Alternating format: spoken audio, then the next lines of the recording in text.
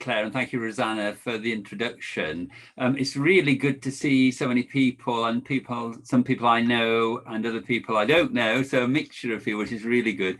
And I know some of you have helped me with the book and the research that I've done over the last few years, which has been terrific. And I think the book certainly has been enriched by your involvement in it. So if you're one of those people, thanks very much for that. And I hope you're pleased with how it ends up in the finished product.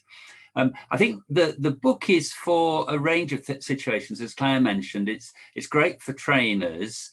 A lot of the stuff in there, actually, I think applies much wider than that too, that if people are just having a conversation with someone else somewhere outside their own culture, this also is really helpful. So it might be just a Zoom or a Skype chat with somebody that you're online with and talking about a particular thing. And you might not describe it even as training, but it might still have that element to it that you can actually have that sort of connection in a better way, I think, by knowing some of the things around cross-cultural communication and how that could improve the connection and the conversation.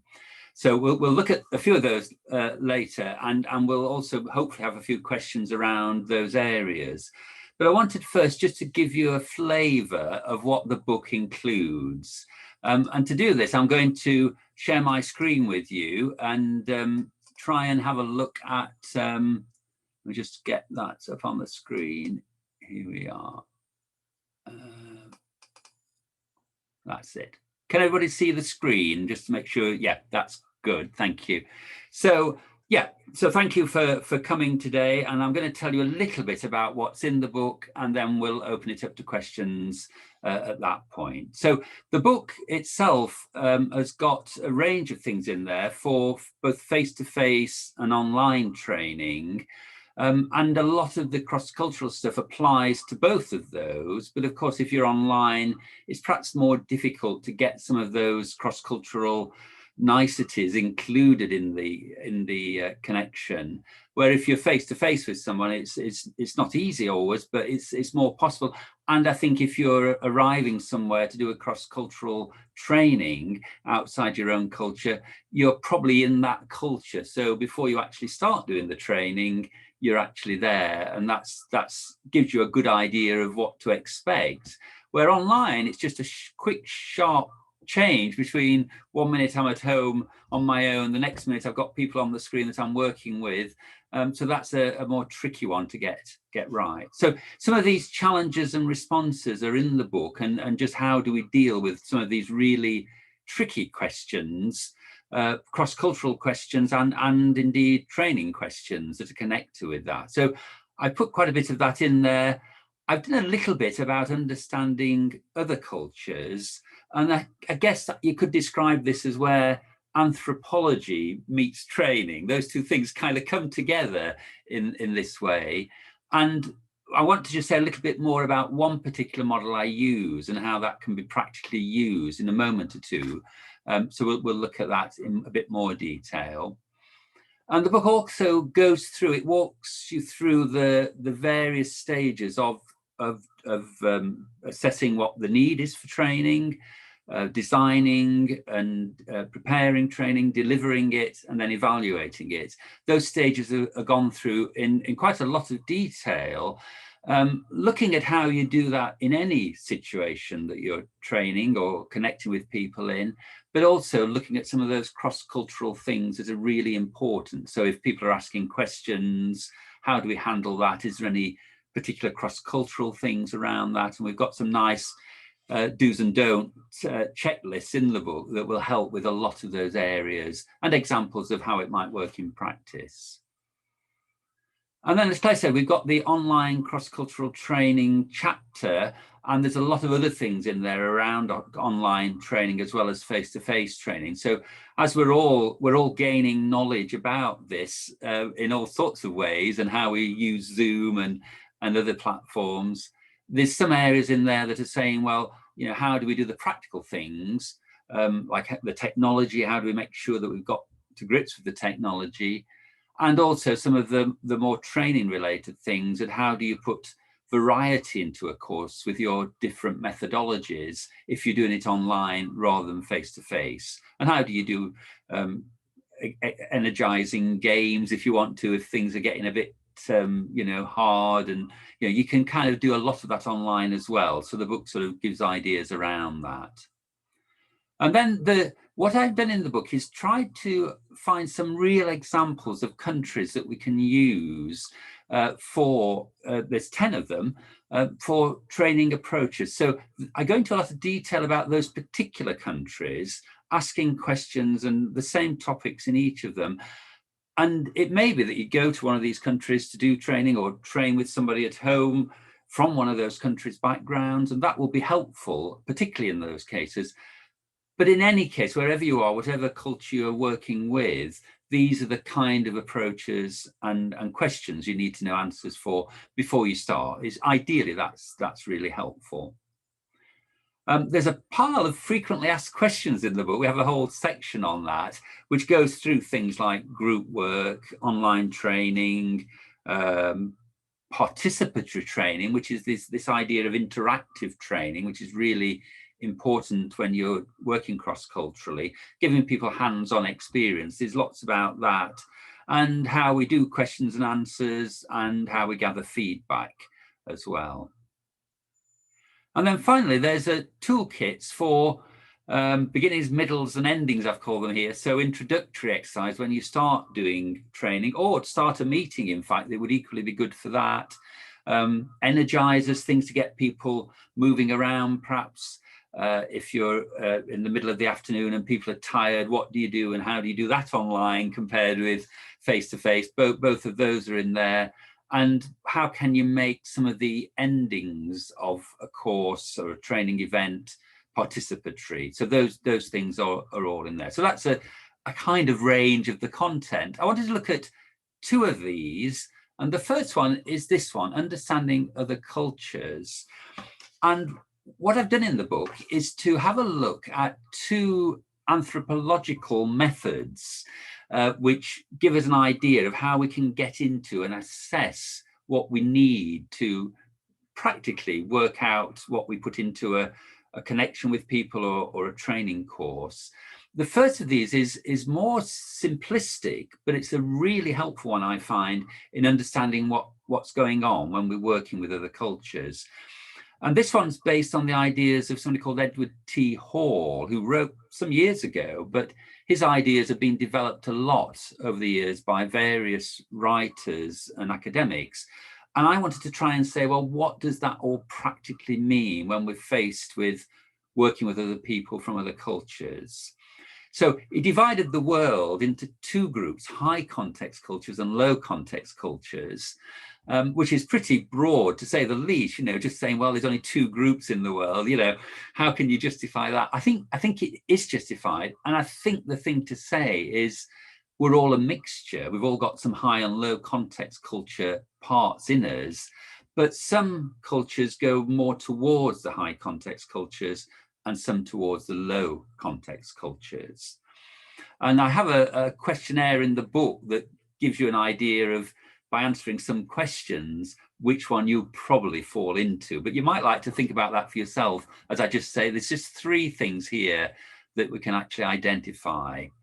So in high context cultures, it's about socializing and establishing the relationship with each other and trust as you go into this. So in low context cultures, generally you wouldn't have that at the start of a meeting or a training course, maybe a training course possibly, but not a meeting. You go straight into the business bit with the information. But in high context cultures, I found this is really helpful everywhere. In fact, this idea that you perhaps talk about, what you're doing at the moment. You might, if you've arrived there in person, you might talk about your journey and various things. And you do that probably at a meeting for 15 minutes before you start on the actual business. And it's a great way of building trust. And I often find if you do that anywhere, you actually are in a better position then to do the business part. And then that works well too, because you've actually built that trust in the first place. In low context cultures, it's the opposite. You start with the business and maybe at the end you might have a bit of a chat You might say a few things at the beginning, but not in any great detail. And then sometimes the tension is there. If it's a controversial item on the agenda, you might then start doing that if you've got a meeting. But certainly in training courses, I would say that we really need that socializing bit, establishing the trust, building rapport in the first place before we actually start anything else. So in high context culture, it's all about strengthening the relationship, making sure you've got good relations with people. In low context cultures, it's about receiving and giving information. You just tell people what you need to tell them.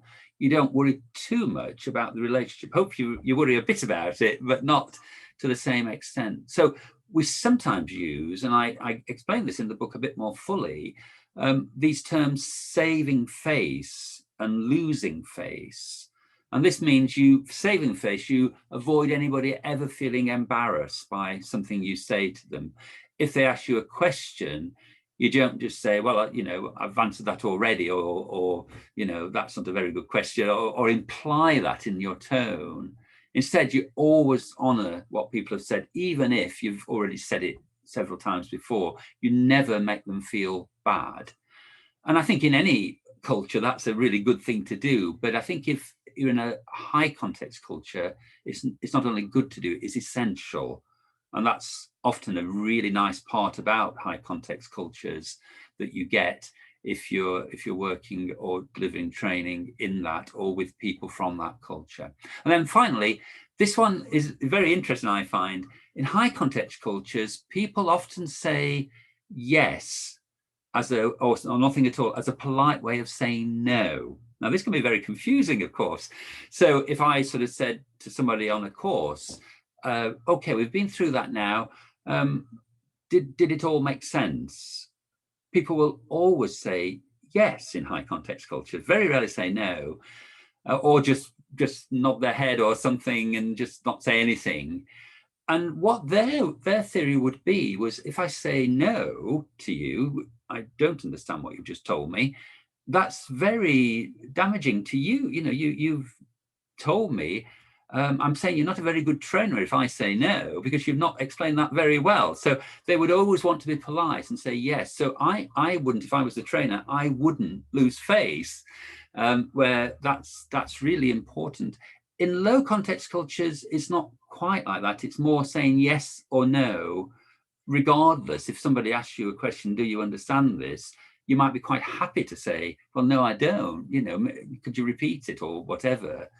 So in high context cultures, what we need to do, of course, is to not ask a yes, no question. Instead, we ask a question, well, what did you understand by what I've just told you, or something like that.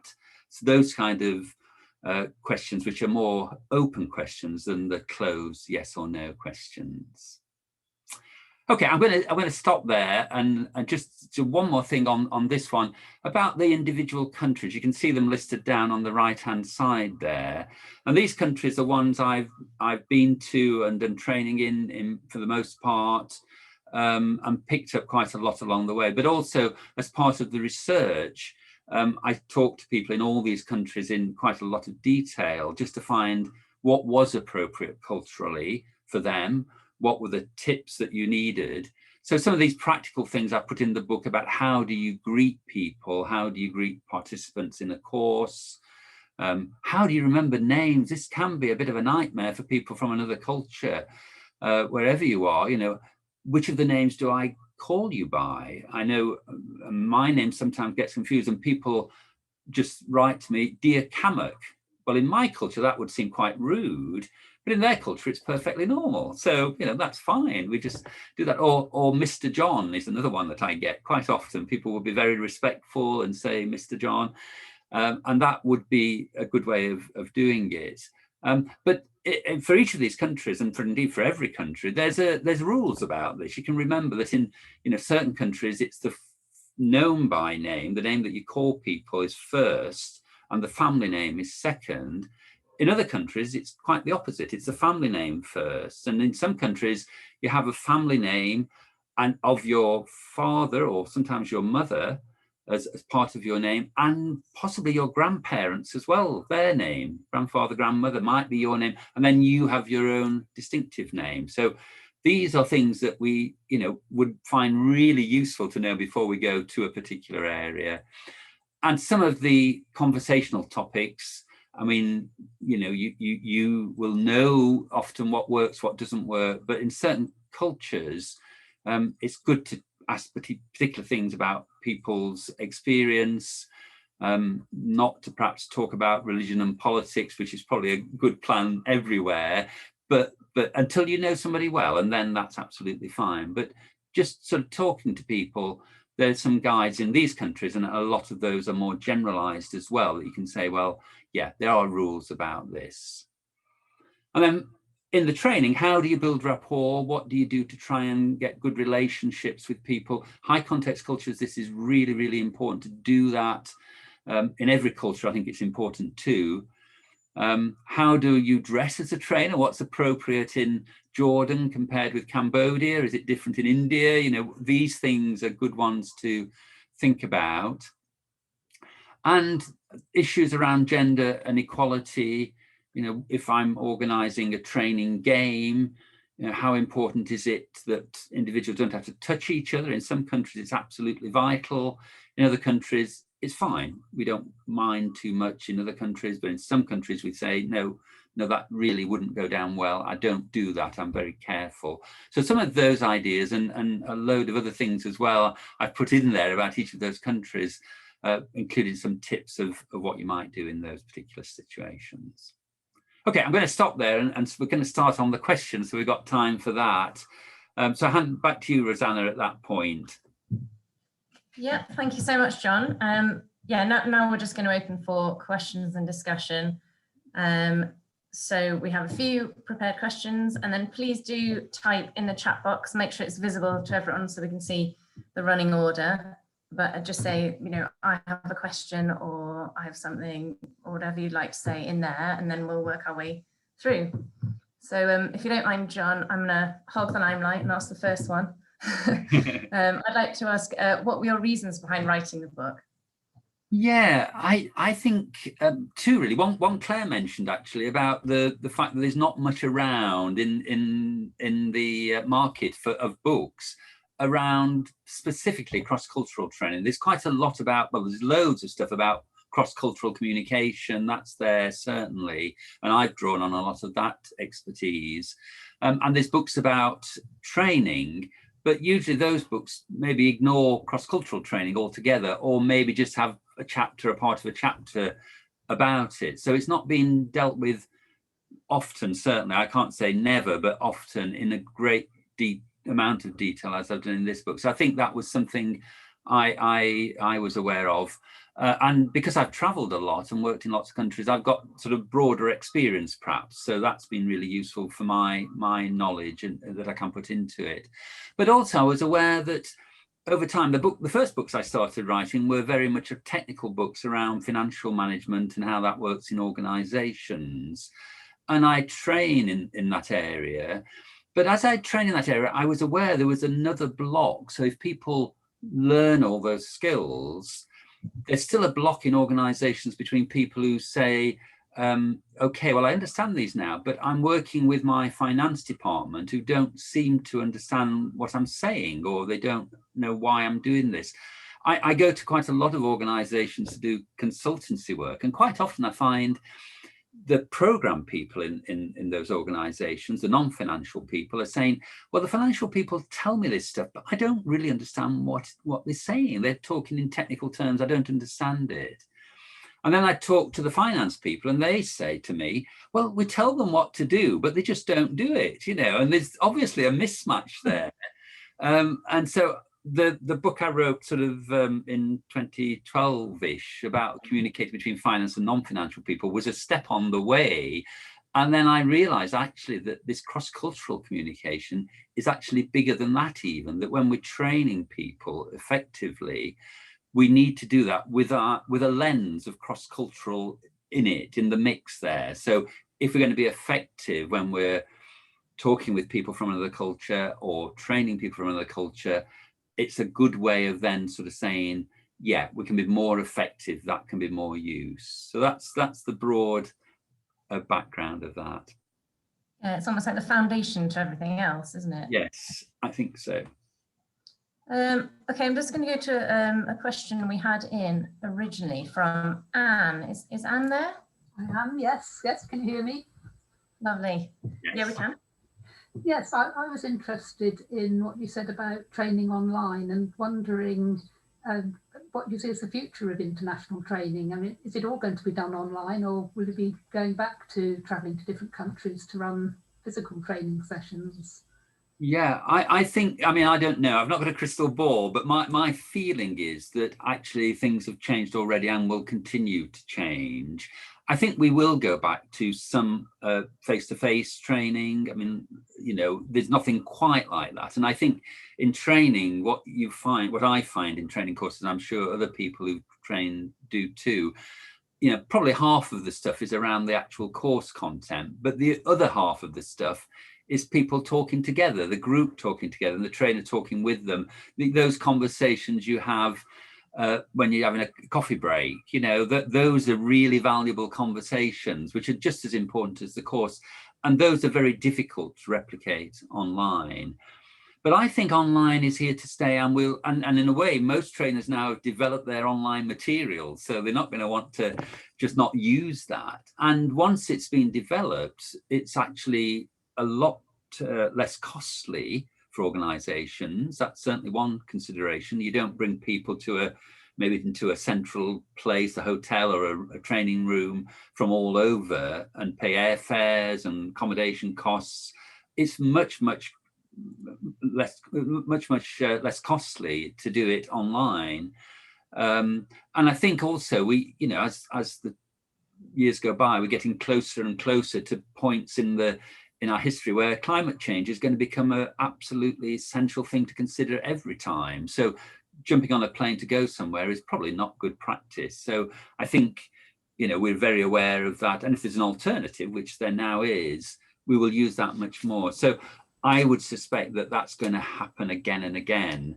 And we're going to have a hybrid model, some online, some face-to-face. And I know, I mean, in the past, there's been some courses which I've been involved in where you perhaps do a session, a face-to-face session at the beginning, and maybe at the end, but actually some of the material is online all the way through. So you've had a good start, and really good to get to know people in the group if you can see them face-to-face, but then maybe over a period of weeks or months, you do some training online and perhaps have this kind of Zoom call with them every so often. I think that's probably where the future is. Thank you. Brilliant. I had a question from Mick, if you're there, Mick. Ooh. Hello, can you hear me? Yes. Yep. First off, congratulations on the book, John. I think it's a really good addition, both to the training stuff, but also to the other stuff that you've produced. And I would thought it's a very brave thing to get us to talk about directly, because talking cross-culturally can be very embarrassing at times. We think we're going to trip up about it. Working with people who are learning, they have to admit they don't know things and things. And you answered a bit of my question. You pointed out the bit about people might fear they're going to lose face. And that's really important in different places. I was just wondering if you could unpack it a bit more for us following that bit. And do you have like an example or something you could give us? Yes. I mean, I think what you're saying is right, that we all get it wrong. I think that's probably one thing to remember, that, you know, we all hopefully learn from what we got wrong, but we make mistakes. And I think there's a lovely phrase. I can see Neil is there as well, and he uses this phrase sometimes. You know, they're not from round here. It's a great phrase, because it means that it excuses whatever you do. You know, I can get it wrong and it's still okay. Oh, they're from somewhere else. They don't understand our way. You know, wherever we are, that's a good phrase to use. But an example, yes. I mean, I know it didn't happen to me, but somebody reported it to me about someone who was training a group of people. And as they went away and did an exercise, and then they came back, and the person brought each group's representative to the front, and one young woman came up to the front, and he went through her answer. She said what she'd done, and he absolutely went through every bit and said, no, that's wrong, you've got that wrong, this is wrong, this is wrong. And it was awful. I mean, I cringe at the very idea of doing that to anybody. But what happened afterwards was interesting, because she was mortified. She was from a high context culture, so losing face like that in front of colleagues, and particularly the trainer, meant that she felt very uneasy. And this was in late afternoon, and she just went immediately after. She picked up her stuff and just went out of the room. Other people were still there. And then the following morning, the trainer told me that she'd rung up and said, "I'm sorry, I'm not well. I'm not going to be there for the next 2 days." And that was the rest of the course. So for some people, it can be horrific. You know, some people could just say, "Oh, well, I got it wrong. Fine, no problem. You know, I'll hopefully learn a bit better." But for her, and I think often in high context cultures, that is totally unacceptable for them. So it's just something we can learn and just say, yeah. And I know sometimes I'll say to people, you know, I won't ever criticize people publicly, whether it's high context or low context. That's certainly not true. I might have a conversation with the person afterwards. But I know I once did this about I was positive, and I said to this person, you know, that was really great. You did a fantastic job there with that. And he said to me, "Oh, you mean I've not been doing a good job before?" And I thought, "Oh, no, you know, that's not what I mean at all. You didn't." But so even that, you've got to be a little bit careful of, just not to praise somebody or pull somebody out of the group, really, is I think what I would say.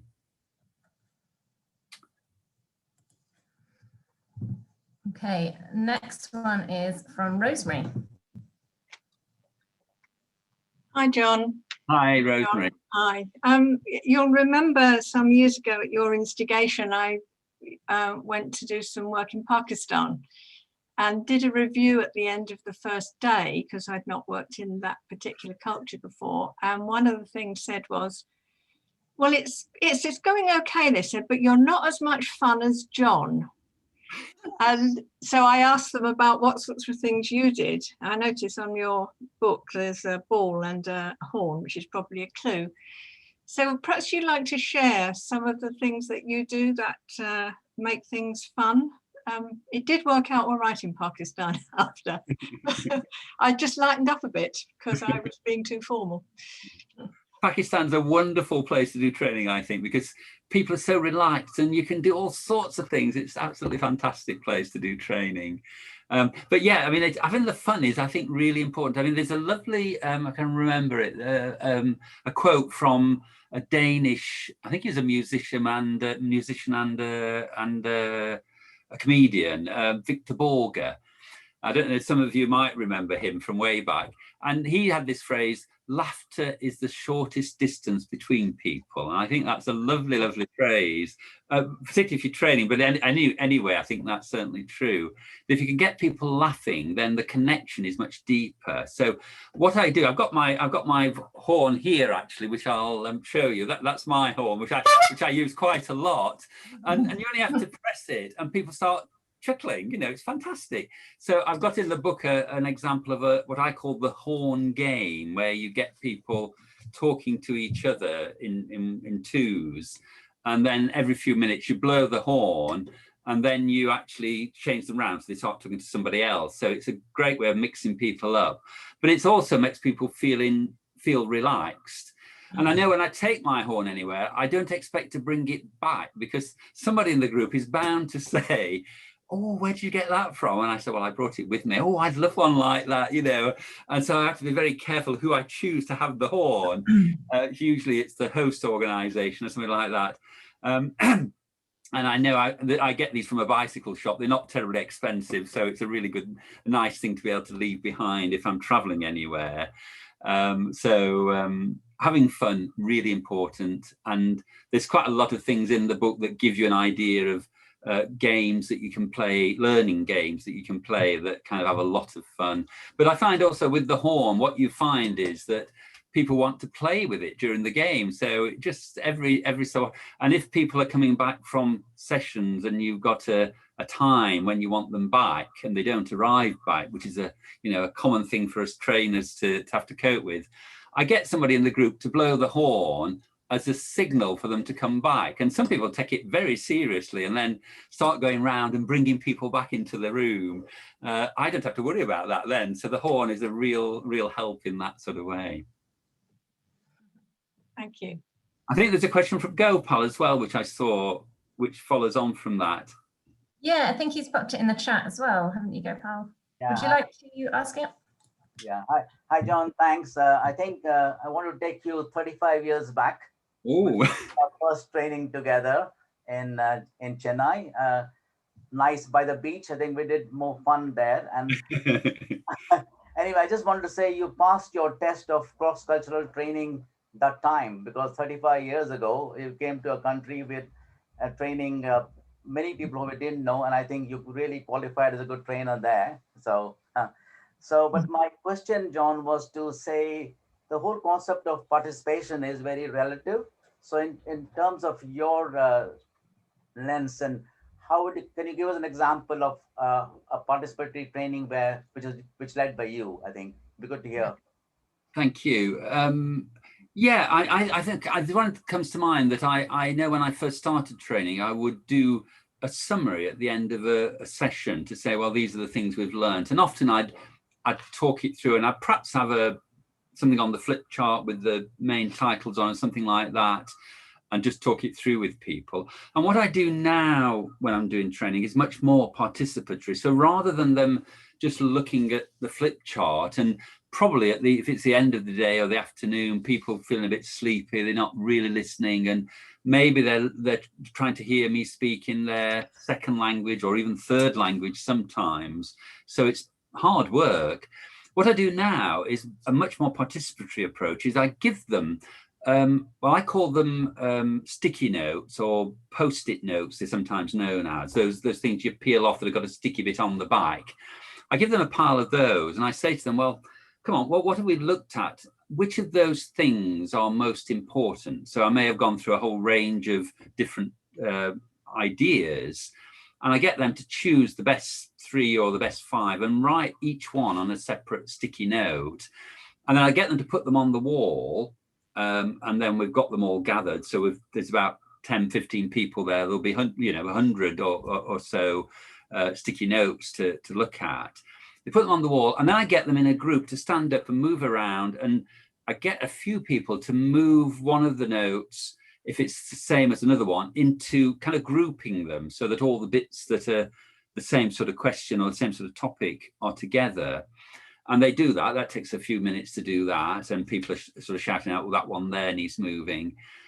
And then what I do after that is to get them, each of them, to think of what is the most important of these items. So whether it's written by them or written by somebody else, pick out the most important for you. And we go around and people just say what theirs is.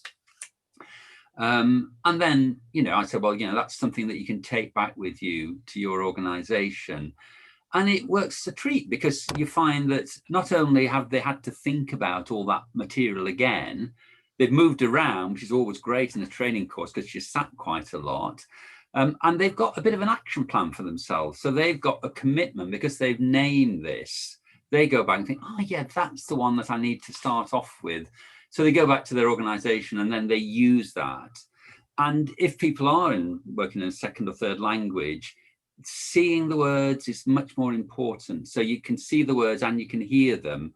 It has a much more, a better likelihood of staying with people and then using that for the future. Yeah. So I think that sort of thing. So I think what I would say to anybody training is look at all your content and then say, how participatory, how interactive can I make that? Even something that's a bit tedious and a bit boring. In a way, those things need to be more interactive than anything else. The nice stuff you can get away with not being so interactive, but the boring stuff, it becomes less boring if you do it interactively with that participatory style, I think. Thank you, John, and congratulations again. Thank you. Thank you. Lovely. I think our next question is going to be from Patty, who has to leave soon, and we're going to ask her question next. If you'd like to go ahead, Patty. Thank you. Hi, John. Congratulations. Hi, Patty. I wanted to ask, a lot of the countries that you have been working with, they're very high relationship sort of relationship focused cultures. So given that we're not able to travel, I wanted to ask you what you were doing to maintain relationships between visits. Yeah, I mean, I think with some it's a kind of one-off, and in a way that's the end of it. But quite a lot of them are organisations or individuals I have ongoing contact with, and what I try to do often is to, I mean, certainly at the moment, to do that, have a kind of call with them, probably via Zoom. And I know if you send an email, that's fine, and there's a kind of hierarchy in my view of how you do that connection. So you might send an email, and that's fine, and you can kind of do that. But sometimes you might say, well, I actually want to see the person. So doing a Zoom chat, or if people have not seen you before, that certainly improves the relationship considerably. So actually seeing the person's face, how they interact, you only see the top half of them. You don't see their whole body language in quite the way you would face to face, but it's better than not at all. And it's certainly more likely to have a connection than just the email, or even a phone call is not quite as good. I know sometimes people, even just sending a photograph of you is improving the way that people perceive you, and usually people look a lot different when you see their photograph, or certainly on Zoom, than how you imagine them. So that's always a joy. And then when you see them in real life as a person there with you, you change your view again often. That's it's not, we are different people. And it's very difficult, I think, online to have conversations with groups of people, and certainly if you want to go a bit deeper or ask a more personal question or something like that, online isn't the best medium for that. Unless if it's one-to-one, that's fine, but in a group it's quite tricky to do that. So I think keep the communication going is what I would say. But across, I think, multiple dimensions, so not just an email, but that need to sort of have face-to-face time, talking about pets and holidays and things, as well. So, and somebody in China mentioned to me that they've been doing quite a lot of training there, and they have to, because of the issues with hierarchy and not losing face, that they've had to organize sort of one-to-ones with people outside of the main room, because otherwise people don't really say what they think. Yeah. So that's a challenge that has arisen where meeting online, it's really impossible to tell the hierarchy because everyone's just a little square. So, and that there were definitely people who just wouldn't say anything. And he realized afterwards it was because they just wouldn't speak up in front of their boss. Yeah, and that's, I mean, I think that's certainly, I think you're right. It's made worse online because you can't sort of see that. I think often we have to do our homework on these things. So we just sort of find out, well, what is the hierarchy in the organization? But you're right. I mean, that happens a lot face to face as well. That in some cultures it would just be the most senior person who's the one who actually answers the question, but you want, as a trainer, to get everybody involved in coming forward with ideas. So I mean, in a face-to-face situation, you break people into small groups, and then because they've got the solidarity of their little group, they would feel much more confident saying something, where normally if they were just saying it as an individual, they would be very reluctant to say anything because their boss is sat there and he's the one normally in their culture that actually says things. So breaking it up and maybe thinking, well, how do I do this training? Who's going to be there? And maybe to have a particular group of people and the boss not there might be a more effective way in that sense. Or if you can talk to the boss, if you've got that sort of relationship, to say, well, I want you to hold back a bit here, or something like that in advance. That too would be rightly the case. So, and I know you've also written about cross-cultural issues, and I think there's lots of ideas in your book about that too, which I found really valuable. So it's really good to kind of access all that sort of knowledge that's around for us. Yeah, and I don't know if you've seen on LinkedIn just last couple of weeks, I posted a series of short videos called "Does Culture Matter in Your Zoom Room?" And it's interesting that the feedback really is about most people who are British or English speaking first just don't think about this. You know, there's this unconscious knowledge that, you know, the business is going to be conducted in English, everything will happen on a sort of, you know, Western style. I don't really need to think about these things. And that people in other countries are saying, yes, this is so important. This is how you can still build relations even on Zoom. And you know, yes, things like hierarchy and eye contact and communication style all make a huge difference to how successful the Zoom is, or, you know, Zoom call is or isn't. Yeah. Perhaps, Patty, you could just put that link to those videos I've seen. They're really good in the chat box, so people can kind of download that as well. Good, thanks for that. In case this looks like ambush marketing, and John and I are definitely on the same page of just trying to get people to take this stuff seriously. And it's great to have a range of things to be able to access as well, because on its own, one book can't do everything. So there's loads of stuff out there around that area. Yeah. But anyway, this is a great contribution. I'm afraid I have to go, but well done, John, and good luck. Thanks very much. Thanks. Can I just chip in? One or two people in the chat box have asked, can we move back to gallery view? And I think that's done by if John would... and sharing my screen, I think. Yeah, sorry about that. Stop sharing. Just for John, not for you, Claire. Sorry, thank you. Okay. Oh, that's good. Okay, I'm going to move down actually in order now in the questions. Sorry for the jumping around. I think Karen is next. Karen, if you'd like to ask your question. There you are, Amy. Hi, John. Congratulations. Very excited for you. Yeah, my question was around stereotyping. And from what you're saying, you've given a lot of useful information about sort of norms in different cultures. And so my question is how to use that information wisely and not jump to assumptions. Oh, right, this person's from X country and that's their norm, so that's what I'll expect. And not stereotype people. Yeah, I think you're right to raise that. That's a really important point to think about. And I think I would always want to say, I'm relating to this person as an individual. The fact that they come from a particular culture is secondary, because somebody from a high context culture might be a very low context person. So in those ways, we're all a mixture, really. And it's not to say one's better than the other, certainly not that. We're just different and we have different ways of doing things. So I think I would always want to say, you look at the individual first, you get to know them.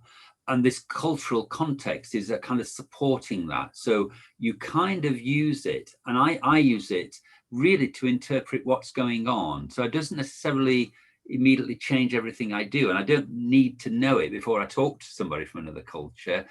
But what I do is to sort of say, oh yeah, well, the way I said that wasn't quite the way they would have expected me to say it. And that's why I didn't get the response I wanted from them. There's a very good story in I don't use it in this book, I used it in a previous book, about a friend who's a colleague who works in Zimbabwe. And she told me this story about her feeling. She's I would say, is from a high context culture and a very high context person. And she told me she'd had a request from 2 different donors for reports in the last few days when I talked to her. And she had one that said to her, "Dear Faith," that's her name, "please send report immediately." And she said, I got so upset when I received that I just froze. And this was a week or so later that she was talking to me, and she said, I still haven't sent the report, even though I know it's important. And she said on the same day or a couple of days earlier, she'd had another response from a donor saying, could you send the report? And it said, "Dear Faith, hope all's well with you and your family. You'll realise it's time for the report again. Hope you can manage to send it. Have a good weekend, Thomas." And that was, And she said with that one, she answered immediately. She did the report immediately. So, and I mean, it's not rocket science that at all. And, you know, anybody in that first one would say, well, that's rather rude, isn't it? You know, in any culture, that would be the case. But for somebody from a high context culture, it would be seen as something that is really not helpful. And from a selfish point of view, you know, you want to get the report, whatever, it's actually more sensible to send something that's a bit more friendly, that might get the right response. And so I think this idea of us all moving almost to a middling ground between high and low contexts in that sort of in that spectrum, we're all needing to get to that point where we are, you know, able to work one way or the other way. And if we know somebody's very low context, you don't want to send a really fancy email. You want to send something that's more direct. But in a high context culture, you'd want to make sure that you've got some friendliness coming out. That idea of building up trust and rapport first before you then move into everything else, even in an email, that can sort of help to guide the way there. But thank you. I think that stereotyping is, you're absolutely right. Not everybody in every culture is the same, and everybody's different.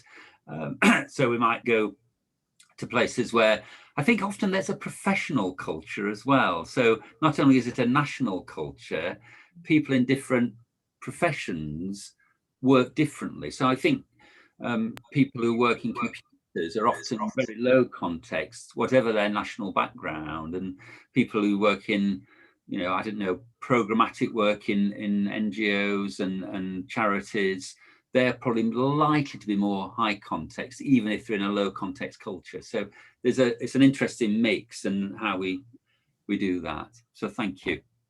Thank you. Okay, Neil, would you like to ask your question? I'm muted. My first question is, John's been doing workshops with myself for 10 years and I've never seen the horn before. I'm a little bit hurt. Where's the horn been, John? Why do we never get the horn? Next time we do one, I'll bring it with me. Yeah, okay, I'm looking forward to that. I guess my question was that, have you delivered training to groups where there have been multiple cultures together? Yeah. And has there been methods you've used to overcome any type of clash that you may have seen?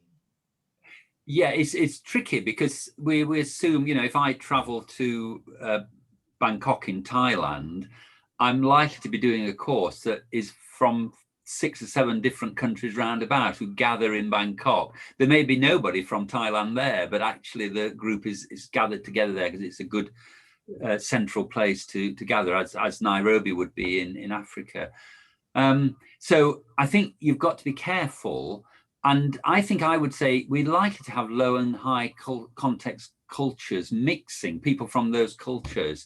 And so what I would do is try and have a variety of methods. So I'd have ones that perhaps suit people who are from a low context culture, kind of information-based things, but also have lots of group work that would be very good for high context culture people. So the methodology, I think, is what I would work at. And I think whatever training you do, and in fact, wherever you're doing it, probably needs that sort of range, that things will suit some people better for one particular session. Some people would suit it better from another session. It would be more natural for what they're like as an individual. So add that in, I would say, and then people are not getting everything necessarily exactly as they would want it, but there's enough of a range. And also to talk about it with people and get feedback, and just, you know, certainly if you're going on for a several days course together, you know, just get a feel at the end of the first day, you know, is this about right, or are there any things, and try and sort of talk to people individually about that as well and get some feedback. Even on a day's course, it's quite good to feel that in the breaks and just get a sense of, is this working for you? And then if not, you can sort of change it round a bit to be more appropriate. So yeah, I think that's what I would say. Thank you. I think Chris's question links on really well to that. Do you think, Chris? Yes, thanks for that. I mean, it links me to John's saying, I think it is given that John's an INTRAC trainer, but what we're feeling here is actually awareness for people, which seems to be a huge thing. My question was, we're really there for all the participants, and it's how do you get everybody to be able to get what's important for them from the training without, whilst you've still got to be maybe genuflect to some sort of hierarchical thing that's going on. I mean, I have my ways of doing that. I'm fortunate that I've been inducted by Momentum, who used to be Mango, who are brilliant at what I call kindergarten type training. But interesting to know how does John do that? How do you deal with the sort of, not toxic, not the right word, but a dominant character in a room? To some extent, you need to play to that. On the other hand, you need to try and foil that. So what's your tips for that? Yeah, I mean, it's not easy, as you know. Yeah, I mean, I think if you've got somebody who's hogging the conversation and answering all the questions, I would want to see how it goes but have a conversation with them. I think that's much more difficult online to do that, but that might still be possible if it was quite serious. But certainly in a room, I would want to maybe in the break just say, oh, well, I realize you've got lots of experience and it's really valuable that you put that in there. But maybe just let other people say things beforehand before you come to that, and I'll call on you to ask you about that.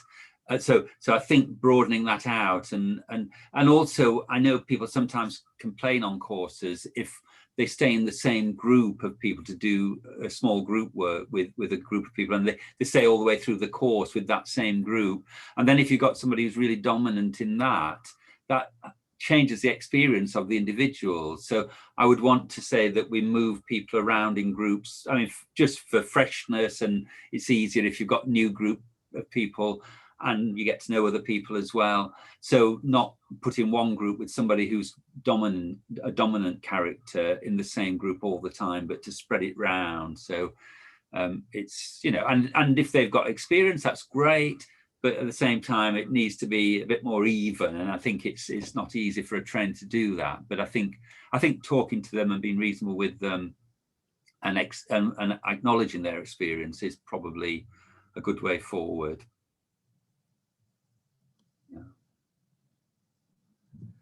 Yeah. Do you have any magic tips, Chris?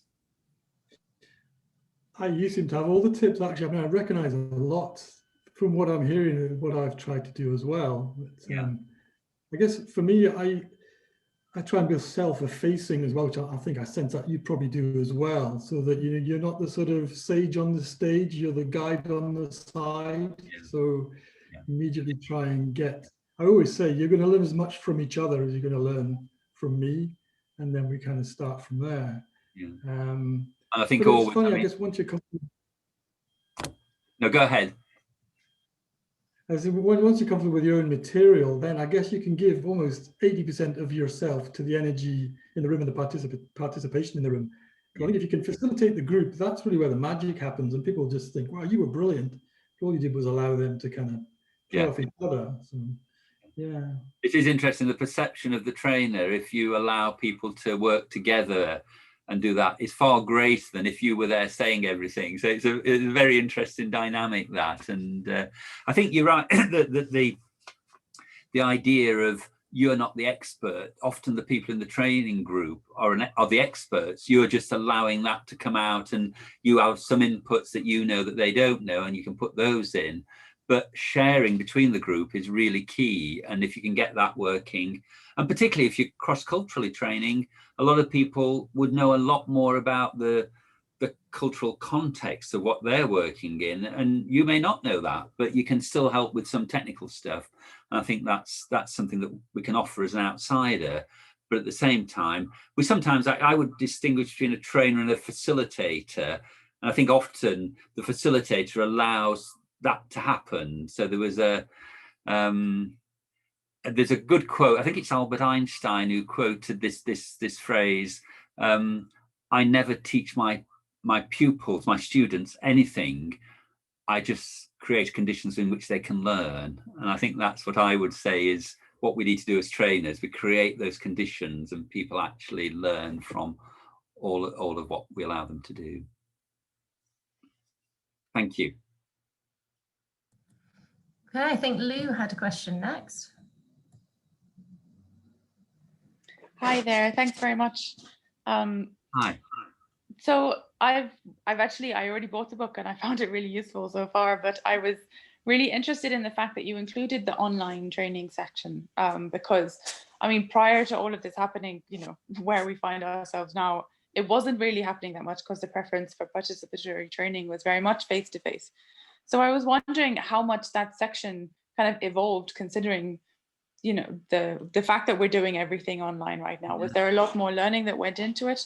Did you have to change a lot of things, considering how much has changed with online training in the past year or so? Yeah, thank you. I mean, that's a good question, because when we were originally publishing it, it would have come out, I think we aimed at one stage, Claire, for about April, didn't we, last year? And fortunately, lockdown happened before that. And then, so I kind of knew, I thought, well, goodness, this is about face-to-face training, a lot of it. I mean, some of it was online as well, but we need to strengthen that. And Claire and I discussed that and said, yeah, I think we need another chapter on that, which I wrote. Fortunately, I'd done quite a lot of online training before, so I got some experience of that. But I also did a lot of research and went to webinars and things about it. And goodness me, we've all got to up our game a bit here.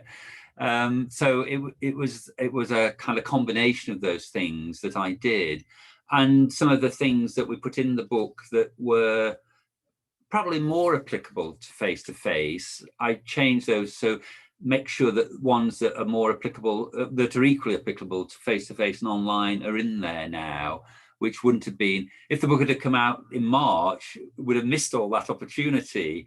And I think also over the period of, well, in the UK of lockdown, internationally, various lockdowns and restrictions, and certainly what happened last summer about the Black Lives Matter movement, I think we've all become perhaps more sensitized towards the need for that cross-cultural communication, whether it's between different people in different countries or even people in our own country. That sense that, you know, we've got to up our game as a society, really, to be better at actually cross-cultural communication, and whatever that means in our context. So yeah, I think I like all of us really are still learning some of those things, and hopefully that learning can be put into practice more and more when we get back to more face-to-face communication and training. So yeah, it's just an ongoing journey of learning, I think, is what I would say for me.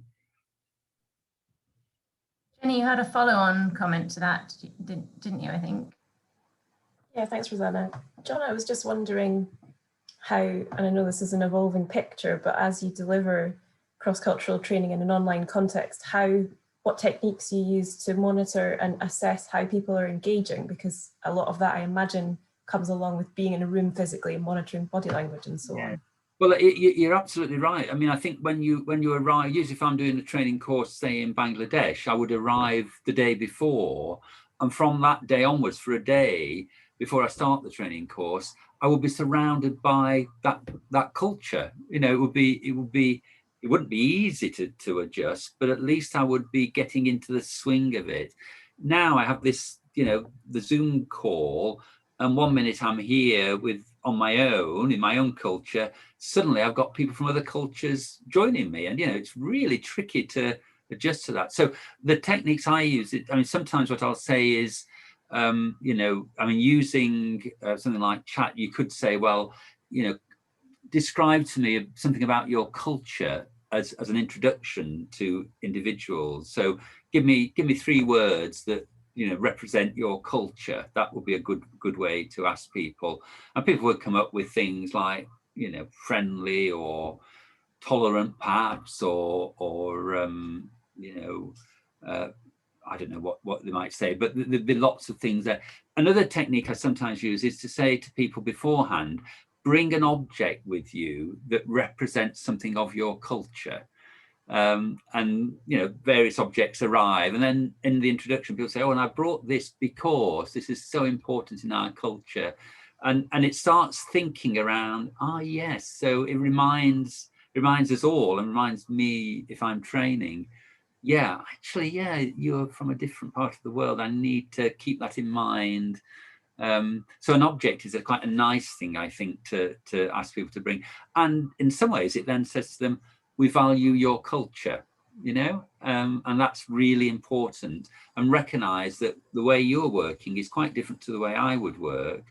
But we put all that we're doing in the training into that context of, yeah, this is what we do. This is how we do it. Thank you. Great. And Jackie, I think you had a question.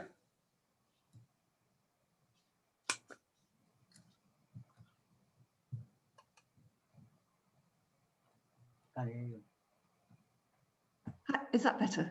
Yeah, that's yes. Hi, John. Hi, Jackie. I'm sorry I was late into the meeting, which it was a technical issue, which just goes to highlight the problem of online teaching, I think. I don't do training sort of in other countries. I only train. I do some training as part of my job here, but I'm not a trainer. But the thing that I'm kind of finding really challenging now, and particularly as a professional in the finance area, is the generational differences between, you know, how I work and like how my younger colleagues work, you know, and so, for example, you know, I'm used to hard copy invoices, and they may just have something on their mobile phone, and it just kind of feels challenging to me to try to get into their mindset, and I suspect actually it's not a million miles from the same sort of challenges you're talking about in your book about the cultural differences. So I'd just be really interested to hear your reflections on that.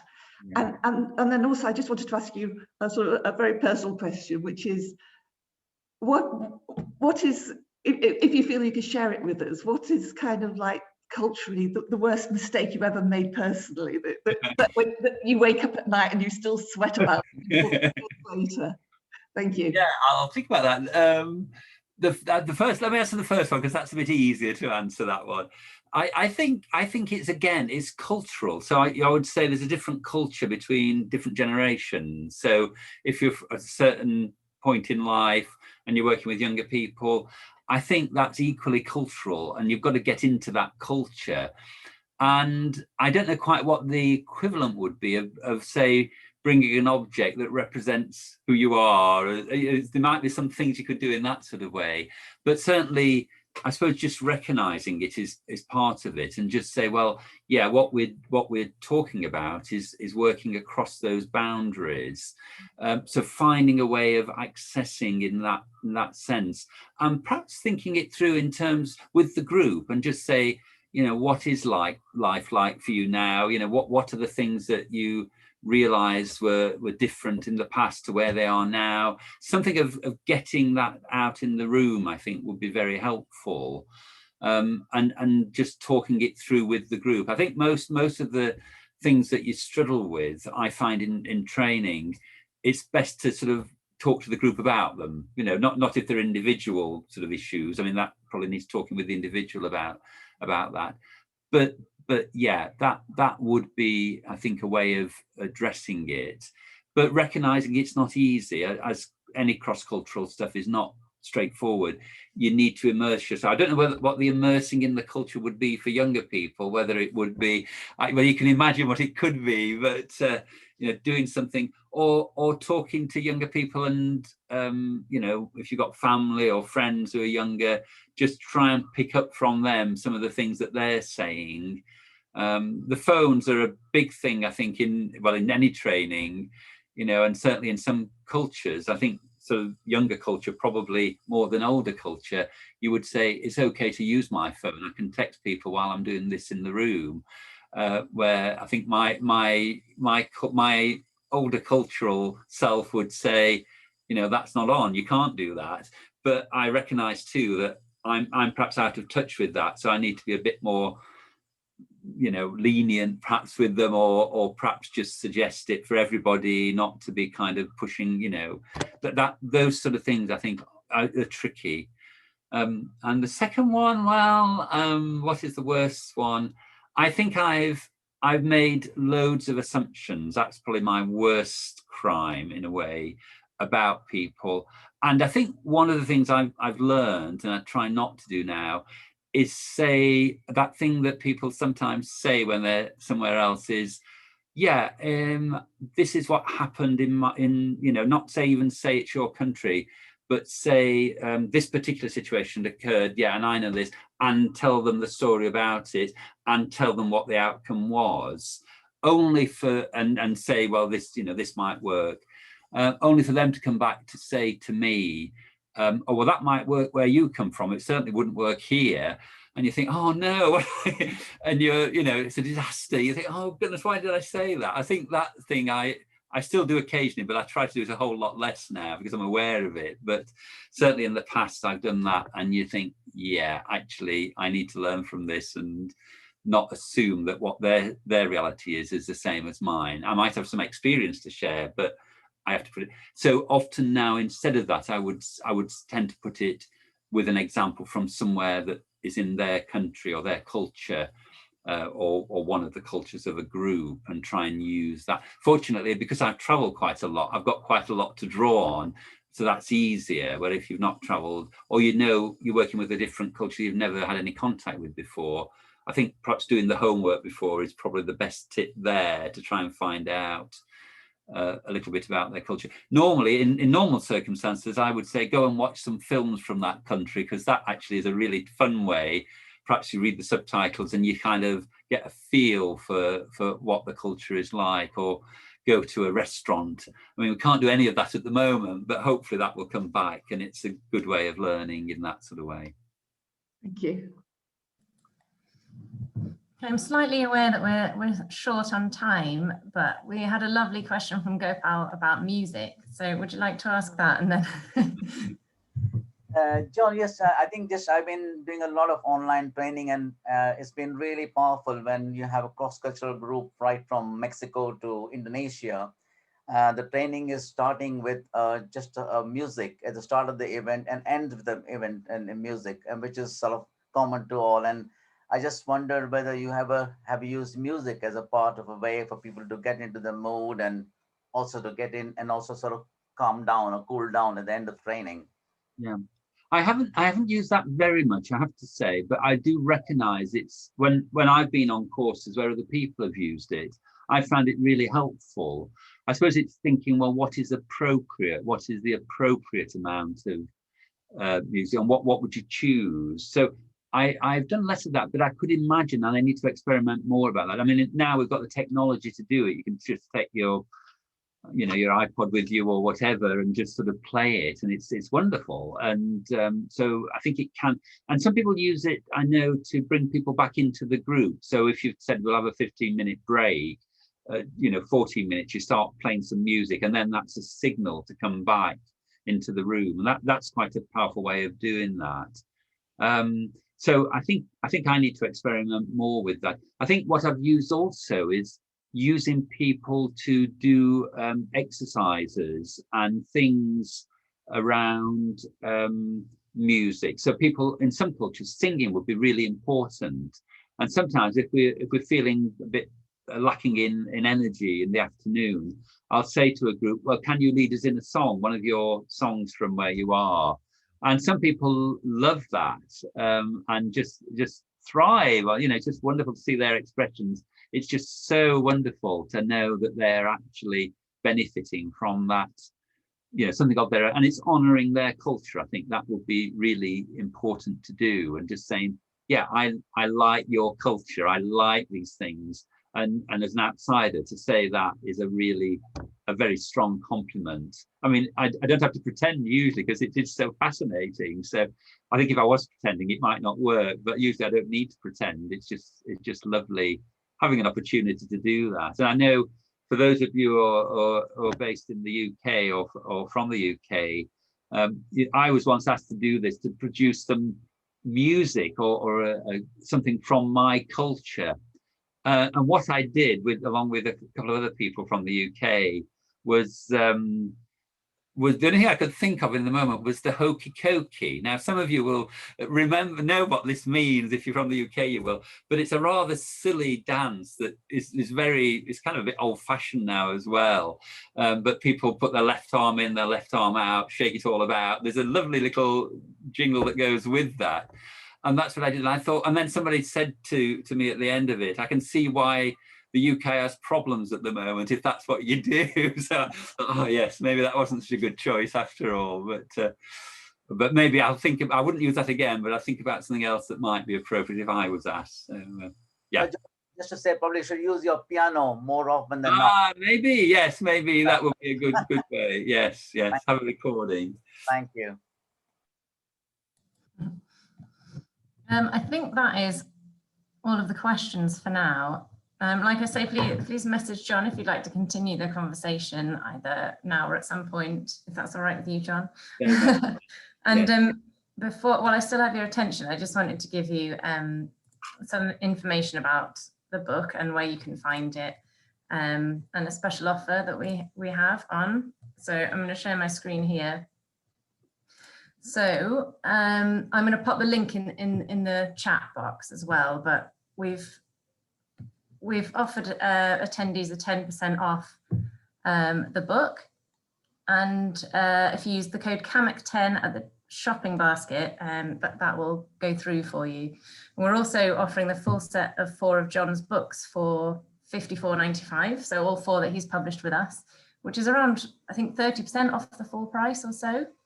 So you can find those on the website as well. And of course, while you're there, please do browse the whole website for the latest development perspective. There are loads of open access books and articles on there.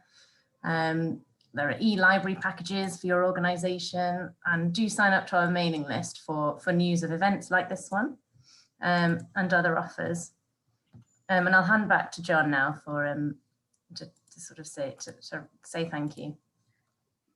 Good. Well, thanks, Rosanna, for that. And thanks all for the questions and for being here. I wanted to also say, as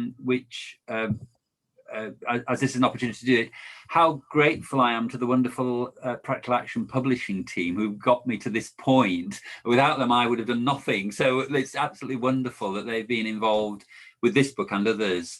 And really professional organisation, and I would echo what Rosanna's saying about the catalogue. There's some fantastic books in there. I always look at their catalogue, and virtually every time I find there's something of interest. And there's new stuff, but also old stuff.